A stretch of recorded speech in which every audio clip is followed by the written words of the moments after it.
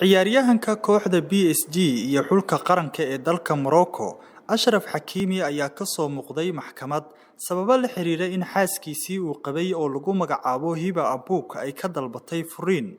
Maxkamadda ayaa go'aamisay kala tagga Achraf iyo Hiba iyo in sidoo kale hantida Achraf kala bar ay la wareegto gabadha ay kala tageen, balse maxaa dhacay? Hiba Abuuk oo 36 jir ah waxay filaysay inay hesho saami dhan 70 milyan oo euro marka ay kala tagaan ciyaaryahanka, balse baaritaan lagu sameeyay Achraf hantidiisa ayaa la ogaaday inuusan wax hanti ah haysan, akoonkiisana uu yahay mid eber ah, maadaama hantidiisa oo dhan uu mar hore ku wareejiyay hooyadiis Sadia Mouth.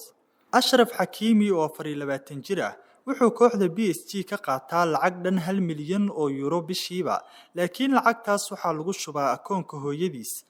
Ma haysto hanti, baabuur iyo guryo magaciisa ku qoran. Mar kasta oo uu wax u baahdo, wuxuu weydiiyaa hooyadii oo hantidiisa oo dhan uu ku saxiixay. Sheekada taabatay qulubta dad badan ayaa ah Achraf hooyadii waxay nadiifin jirtay guryaha Spain si ay isugu daydo inay nolol wanaagsan u hesho wiilkeeda. Aabihiina wuxuu ahaa nin wadooyinka wax ku iibiya, laakiin kubadda cagta ayaa bedeshay noloshooda oo idil. Hooyaday waxay nadiifin jirtay guryaha, aabahayna wuxuu wax ku iibin jiray wadooyinka. Waxaan ka soo jeedaa qoys u soo halgamay sidii ay nolol u heli lahaayeen. Naftooda ayay ii hureen, waxyaabo badan ayay ii hureen si aan u guuleysto, ayuu yiri ciyaaryahanka Achraf Hakimi oo wareysi bixiyay mar sii horeysay.